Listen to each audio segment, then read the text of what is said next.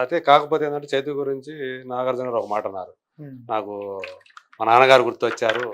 ఇవన్నీ కూడా Chaitu acting performance చూస్తా ఉంటే నాన్నగారు కనిపించారు అని చెప్పేసి ఆయన ఒక కాంప్లిమెంట్ ఏదైతే ఇచ్చారో అది చాలా మామూలు చిన్న కాంప్లిమెంట్ కాదు. అవునండి. సో అంత మీరు సృష్టించినటువంటి ఒక కథానాయకుడుగా చైతు ఆ కథానాయకుడి పాత్రలో యాక్ట్ చేశాడు. అలాగే మీరు సృష్టించినటువంటి సత్య పాత్రలో సాయి పల్లవి చేసింది. అలా మీరు మీ సృష్టించిన పాత్రలు తెర మీద చూసుకుంటున్నప్పుడు కలిగేటువంటి ఒక ఆనందం ఏదైతే ఉందో, ఎందుకంటే కార్తీక్ తేడా అనే ఒక పేరు జనాలకు అందరికీ ఈ సినిమా ద్వారానే పరిచయం అయిందని అనుకోవాలి. సో అది అది ఎలాంటిది అంటే మీ తల్లిదండ్రుల దగ్గర నుంచి కానీ మీ ఊరు వాళ్ళ దగ్గర నుంచి కానీ వచ్చినటువంటి స్పందన ఇమీడియట్ రెస్పాన్స్ ఎలా అనిపించింది మీకు? వాళ్ళకి కూడా ఏం అర్థం కావట్లేదు సార్. ఎందుకంటే సినిమా అమ్మా రావడం, తీయడం, హిట్ అవడం, 100 కోట్లు రావడం. సో ఏమంటారు వాళ్ళు అలానే మనోడేనా ఇదంతా చేసింది కథ ఇచ్చింది మనోడేనా అంటే కొంచెం వాస్తవానికి కొంచెం దూరంగా ఉంటాయి కదండి. అవును ఇది నిజమేనా అసలు జరిగిందంతా నిజమేనా? 100 కోట్లు రావడం ఏంటి, ఇంత పెద్ద హిట్ అవడం ఏంటి, టీం అందరూ ఊరు వచ్చి సక్సెస్ మీట్ పెట్టడం ఏంటి, లేదంటే ఏమంటారు ఇంత పెద్ద సినిమా ఎంత పెద్ద ప్లాట్ఫామ్ లో అంటే రైటర్ గా రికగ్నైజేషన్ గానీ నాకు తెలిసి అంటే ఈ మధ్య కాలంలోనే కొంచెం మంచి రికగ్నైజేషన్ వచ్చిందని నేను అనుకుంటున్నాను సార్. అంటే కొంచెం ఖచ్చితంగా కొంచెం అయినా కూడా ఓకే ఒకడు ఉన్నాడు, దానికి ఒకడు ఎవడో కథ రాశాడు, ఆడెవడో పోయిన తర్వాత విషయం పేరు ఊరు ఎవడో రాశాడంట, ఆ అంట అనేది ఎక్కడో కొంత గొప్ప ఉందని నాకు అనిపించింది. హ్యాపీ అండి, సంతోషాన్ని మీతోటి ఎలా పంచుకున్నారు? ఇప్పుడు వాళ్ళు ఇప్పుడు అంటే అదే సార్ ఏమంటారు అది ఒక ఏదో ఉంది. ఇప్పుడు ఇంతవరకు శ్రీకాకుళంలోనే ఉందా మీ బట్టల దుకాణాలు? శ్రీకాకుళంలోనేనండి. సో అదే అంటారు ఇప్పుడు మనం ఒకటి ఏది చేయనంత వరకు ఎవరు ప్రెజర్ పెట్టరు. అంటే ఏంటి నువ్వు ఎప్పుడు చేస్తావు అని అడగరు. వన్స్ ఒకటి చేసిన తర్వాత నెక్స్ట్ ఏంటి అనే దానికి ఎక్కువ ప్రెజర్ ఉంటుంది. సో ఇప్పుడు everyone is putting pressure what next, ఏది నెక్స్ట్ అంటే మా టీం మెంబర్స్ దగ్గర నుంచి మా ఫ్రెండ్స్ ఇది అయిపోయింది అదే అయిపోయింది వాట్ నెక్స్ట్ అనే దాని మీద ఎక్కువ వాళ్ళ ఎక్స్ప్రెషన్ గానీ వాళ్ళ ఫీలింగ్స్ గానీ అడ్రస్ చేస్తున్న విషయాలు అవేనండి. వాళ్ళ ఫోకస్ అంతా అదేనండి, నా ఫోకస్ కూడా అదే ఉందండి. సో నాకు తొందరగా దీన్ని క్యాష్ చేసుకొని కథలు ఫాస్ట్ గా ఎక్కించేసి ఆన్ బోర్డ్ చేసేద్దాం అనే మూడ్ లోనైతే లేనండి. మంచిగానే ఇస్తే ఇంతకంటే ఇంకా మంచి కథలు, ఇంకా మంచి సెటప్లు, ఇంకా మంచి స్కేల్ ఉన్న కథలు, మంచి జోనర్స్, ఒక జోనర్ సంబంధం లేకుండా చెప్దాము. సో రైటర్ గా ఫస్ట్ వెరీ ఉంటాయి కదా సార్. ఉన్నాయి, రాసుకుంటున్నాం. అండి. సో యాక్చువల్ గా మీరు ఇందులో డైరెక్షన్ డిపార్ట్మెంట్ లో కూడా పనిచేశారు కాబట్టి అండి.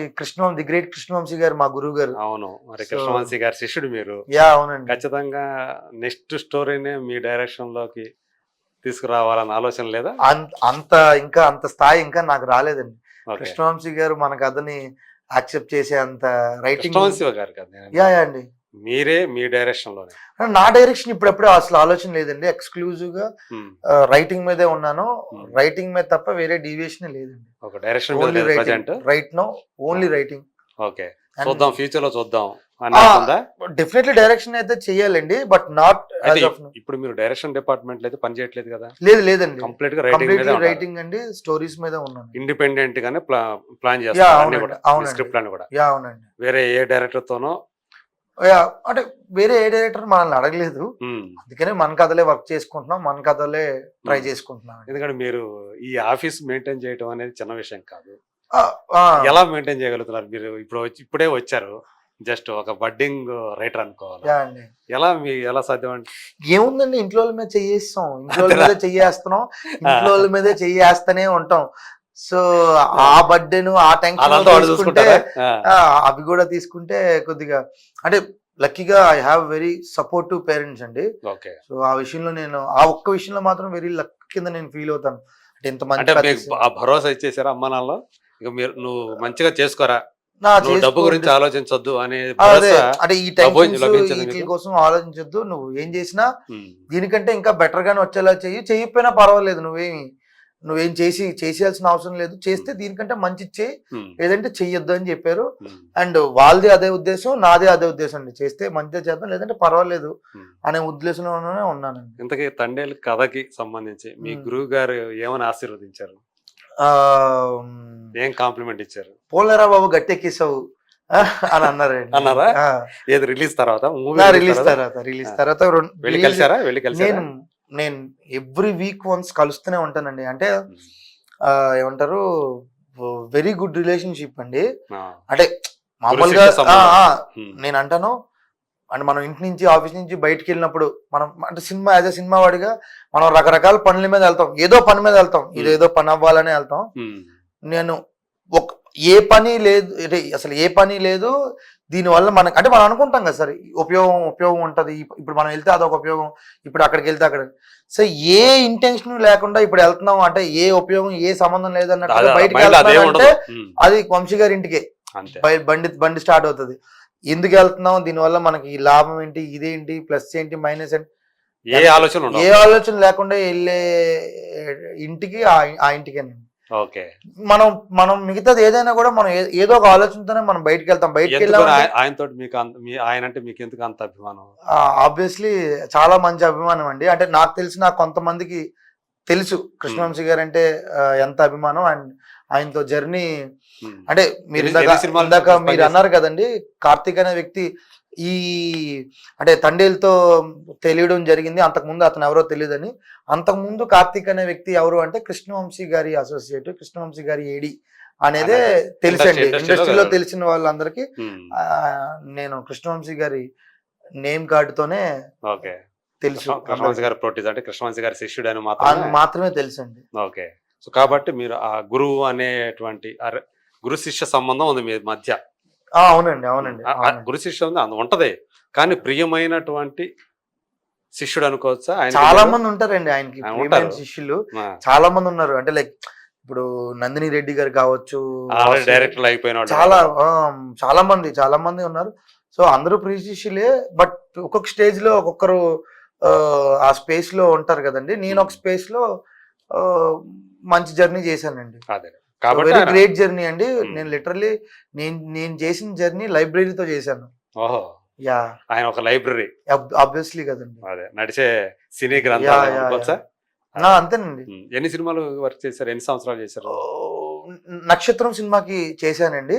బట్ రైటింగ్ జర్నీ కావచ్చు, బట్ ఆయన కూడా పట్టాను అంటే అంత ఈజీగా ఏది పడితే అది స్టార్ట్ చేయరు కదా. సో రైటింగ్ ప్రాసెస్ కానీ అన్ని ఆయనకు అనుకూలంగా ఉంటాయి కానీ ఆయన దిగరు. సో రైటింగ్ ప్రాసెస్ లో కానీ వీటితో కానీ మోర్ ఓవర్ అంటే సినిమా జర్నీ కంటే అండి పర్సనల్ జర్నీ మోర్ ఎక్కువ అండి. అంటే ఏదో సినిమా అంటే ఎన్నిసార్లు వెళ్ళినా కానీ మంచిగా రిసీవ్ చేసుకుంటారు, అయ్యో టైం ఇస్తారు మీకు. డెఫినెట్లీ అండి, ఆయన ఇచ్చేది చాలా తక్కువ మందికి ఇస్తారు టైము. సో అందరికి ఎవరి టైము అందరితోని స్పెండ్ చేయరు. ఆయన స్పెండ్ చేసిన ఆయన ఇచ్చిన తక్కువ టైంలోనే నాకు దొరికిన ఆ తక్కువ టైం వెరీ ప్రీషియస్ టైం కింద నేను ఫీల్ అవుతాను. అదే అందుకనే చెప్పారు కదా, నాకు వేరే ఏ పని అంటే లాభ నష్టాలు ఏవి బేరేజ్ చేసుకోకుండా నేను నాకు బండి ఎక్కడికి వెళ్తుందంటే ఆయన దగ్గరికి వెళ్తుంది, అంతే అండి. సో అదే అనుభవం అది ఉంటదండి. ఆ లాభ నష్టాలు ఇక్కడ ఎందుకు వెళ్తున్నాం ఏంటి లెక్కలే ఉండవు. సినిమా ఇండస్ట్రీలో లెక్కలు ఉంటేనే అవుతుందండి. అదే సో అయితే నేర్చేస్తున్నారు సినిమా ఫీల్డ్ ఎలా ఉండాలి. ఇంకా ఏం నేర్చుకోలేదు, ఇంకా ఓకే, మొదలైంది. అది మొత్తం అంటే ఎన్ని సంవత్సరాలు అయింది అసలు ఫీల్డ్ లోకి వచ్చి? పుష్కరం అయిపోయిందండి. 2012 లో వచ్చానండి. అయిపోయింది, పుష్కరం అయింది. పుష్కరంగా తెగింది బండి. అదే మొదటి ఇది అంటే యాక్చువల్గా చెప్పాలంటే మీరు స్టోరీ రైటర్ ఇదే ఫస్ట్ ఫిల్మ్. అంత ముందు స్టోరీ డిపార్ట్మెంట్ లో చేశారు? యా అండి, డైరెక్షన్ డిపార్ట్మెంట్ లో చేశాను. ఓకే, అంటే కృష్ణవంశీ గారు కాకుండా స్టోరీ డిపార్ట్మెంట్ వేరే డైరెక్టర్ దగ్గర వేణు శ్రీరామ్ గారి దగ్గర వర్క్ చేశానండి. రవితేజ గారిది ఒక సినిమా, అది మెటీరియలైజ్ అవ్వలేదు. ఓకే, దిల్ రాజు గారి బ్యానర్ లో. అవునవును, మంచి జర్నీ అండి. సో ఇప్పటికీ వేణు శ్రీరామ్ గారు మంచి సపోర్ట్ చేస్తుంటారు. అంటే అది ఇంకా చాలా చిన్న, అంటే నాకు ఇంకా 20 కూడా అప్పటికి రాలేదండి. వచ్చేసాను హైదరాబాద్, బీటెక్ డిస్కంటిన్యూ చేసి. నాకు నేను ఇండస్ట్రీకి వచ్చినప్పుడు 20 కూడా నాకు లేదు. లేదు, ఇంట్లో వాళ్ళు పంపించారు. ఇంట్లో వాళ్ళకి డిస్కౌంట్ చేస్తే ఎవరు ఒప్పుకోరే పేరెంట్స్. అంటే మంది కొంచెం ఏమంటారు, కాలేజ్ నుంచి పంపించిన కేటగిరీలో ఉండే ఒక అవునా కేటగిరీ చేసేసారా డిటైన్ చేసేసారండి. డిటైన్ చేశారు సాధారణంగా డిటైన్ ఏంటంటే డబ్బులు ఇచ్చి క్లోజ్ చేసుకుని మళ్ళీ కంటిన్యూ అంటే అంత బాగా చేయాలి. చదివేవాళ్ళు అనమాట అయితే నేను ఇంజనీరింగ్ లో ఇంగ్లీష్ తప్ప ఎందులోనే పాస్ అవ్వలేదు సార్ నేను. అంటే ఎన్ని ఉంటే నాకు first year example engineering first year లో సబ్జెక్టులు బోల్డ్ ఉంటే ల్యాబ్లు కూడా ల్యాబ్లు బేసిక్ ఏ కాలేజీలో శ్రీకాకుళంలోనేనండి. అదే అంటే మీరు ఏ గ్రూప్ తీసుకున్నారు మెకానికల్ సౌండింగ్ బాగుంటది కదా అని చెప్పి తీసుకున్నా. మెకానికల్ బ్రాంచ్ ఇంగ్లీష్ తప్ప ఏది పాస్ అవ్వలేదు. అంటే అలాంటి ఎడ్యుకేషన్ అదంటే లాంగ్వేజ్ ఉంది. అంతేగాని మెకానికల్ సంబంధించినటువంటి కోర్ సబ్జెక్టులు ఏది పాస్ అవ్వాల ఏం పాస్ అవ్వలేదు కదా సార్. ఈ రోజు కాలేజ్కి వెళ్ళలేదు. సో అదే ఇది ఎందుకు అడ్రస్ చేశానంటే 19 years అప్పుడే వచ్చేసానండి. ఎవరైనా నా ఏజ్ ఈ 20 బిలో 20 అని చెప్తే ఎవరు ఎంకరేజ్ చేయరు, ఎవరు అసిస్టెంట్ డైరెక్టర్ గా పెట్టుకోరని 25 years 26 years అని అబద్ధాలు చెప్పేసేవాడిని. అంటే 1970 మరి చిన్న పిల్లడు అంటే రాని ఇంటికి పంపి నువ్వు ఇనిషియల్ గా ఏం చదువుకున్నారు అంటారు. ఏం చెప్పేవాళ్ళు నేను ఎప్పుడు ఉన్నదే చెప్తానండి. డిస్కంటిన్యూ చేసుకొని వచ్చానండి అని చెప్పవచ్చు. అంటే బట్ ఉంటది కదా చిన్నోడు. నువ్వు ఇనిషియల్ గా చాలా మంది నన్ను అంటే కోఆర్డినేటర్లుగా సరిగా గడ్డాలు మీసాలు కూడా వచ్చి ఉండవు కదా. అదే చెప్తున్నాను కదా సార్. నన్ను వెనక్కి వెళ్ళిపోమని చెప్పి అన్నారు. సినిమా పిచ్చి తోటి వచ్చారనమాట. సినిమా మీద పిచ్చి బాగా. అంతే సార్. ఓకే. సో అట్లా అట్లా మొదట అంటే కృష్ణవంశీ గారి దగ్గర ఏ సంవత్సరం జాయిన్ అయ్యారు? 2017 అనుకుంటాను సార్. 2016 ఆయన దగ్గరికి వచ్చాను. అంటే నక్షత్రంకే వచ్చారా? నక్షత్రంకి వచ్చాను సార్. నక్షత్రంకి వచ్చాను. ఓకే. నక్షత్రం ముందు రకరకాల ప్రయత్నాలన్నీ చేశారు. శిఖరం అనే ఒక సీరియల్ కి అసిస్టెంట్ డైరెక్టర్ గా ఫస్ట్ వర్క్ చేశానండి. శిఖరం అనే సీరియల్ కి ఏడీగా ఫస్ట్. అప్పుడే మన ది గ్రేట్ డైలాగ్ రైటర్ మన సాయి మాధవ్ బుర్రా. సో నేను శిఖరం అనే సీరియల్ కి ఏడీగా ఒక 30 episodes వర్క్ చేస్తున్నప్పుడు దానికి డైలాగ్ రైటర్ గా సాయి మాధవ్ బుర్రా గారు ఫస్ట్. ఆయన అంటే ఇంకా సాయి మాధవ్ బుర్రా గారు ఇంకా తెలీదు ఇంకా ఎవరికి. సో ఆ టైంలో సో నేను ఆయన రాస్తుండడం నేను తీసుకుని వెళ్ళి వేడివేడిగా అది అంటే సీరియల్ వర్క్స్ ఎలా చేస్తాయి డైరెక్టర్కి ఇవ్వడం వేడివేడిగా ఈయన టక టక టక టక రాసి. సో అప్పుడు అనేవారు నేను ఒక సినిమా చేస్తున్నాను. ఏది అది సాయి మాధవ్ గారు. అంటే నేను ఇప్పుడు ఒక సినిమా వస్తుంది రానా గారితో, కృష్ణమంది జగద్గురు ఫస్ట్ ఫిలిం. ఆ సినిమా తర్వాత బాగుంటది నాకు అని ఆయన సాయి మాధవ్ బుర్రా గారు అన్నారు. సో ఆయన ఫస్ట్ ఫిలిం చేసినప్పుడు మీరు ఆయన దగ్గర ఉండారు అనమాట.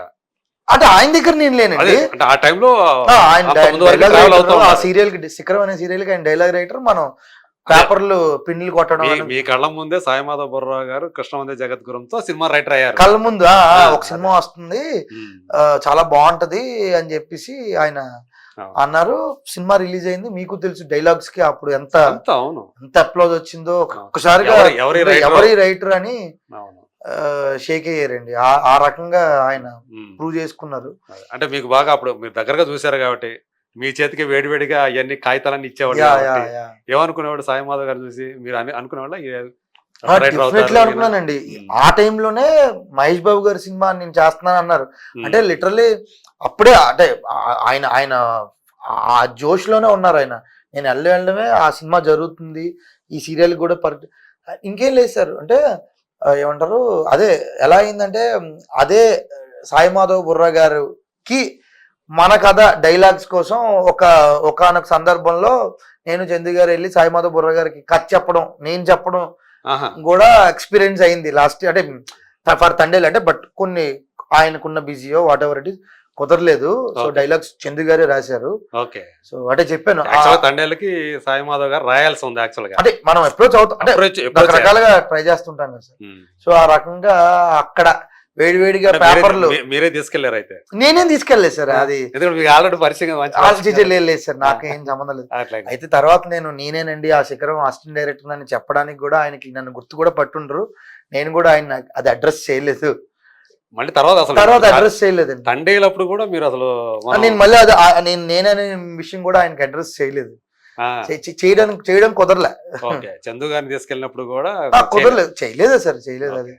సో అదే వేడివేడిగా పేపర్లు తీసుకొని వెళ్ళి డైరెక్టర్ ఇచ్చినప్పటి నుంచి ఒక కథ తీసుకొని వెళ్ళినంత వరకు జర్నీ ఆ, ఈ- తె- తె- తె- తె- ఇప్పుడు మనం చూస్తే ఆయన ఆ, తెలుస్తుంది అనమాట. తెలిస్తే తెలియచ్చు. సో మన శిఖరం కుర్రాడే అనమాట. శిఖరం యా, కార్తీక్, ఈ అది కార్తీక్ 2012 లోని ఇది. అదే యా, పుష్కరం అయిపోయింది కాబట్టి ఉమ్. సో మళ్ళీ ఒకసారి ఆయన రీకాలెక్ట్ చేసుకుంటూ గుర్తుకొచ్చేస్తారు ఇక. అంటే నేను అనుకోవడం ఆల్రెడీ మీరు ఈ ఈవెంట్ల ద్వారా ముందుకు వచ్చారు కాబట్టి, ఇప్పటికే కెమెరా ముందుకు వచ్చారు కాబట్టి గుర్తుపట్టే ఉంటారేమో నేను అనుకోవటం. లేదు సార్, అయితే గుర్తుపట్టాను. మీరు ఎప్పుడు ఆయనతో విడిగా ఆ, ఫోన్ లో కూడా మాట్లాడారా? ఏడింది సార్ నేను. ఇప్పుడైనా లేదు phone లో సార్, ఎప్పుడు లేదు phone లో ఎప్పుడు మాట్లాడలేదా? phone లో. సో రాబోయే రోజుల్లో మీ కథకి ఆయనగా మరి ఖచ్చితంగా అయ్యో, అది రాసే చాలా అవకాశం వస్తుందేమో మరి. 100% రావాలనే కోరుకుంటున్నానండి. ఆయన మాటలు అదే పడాలనే కోరుకుంటున్నాను.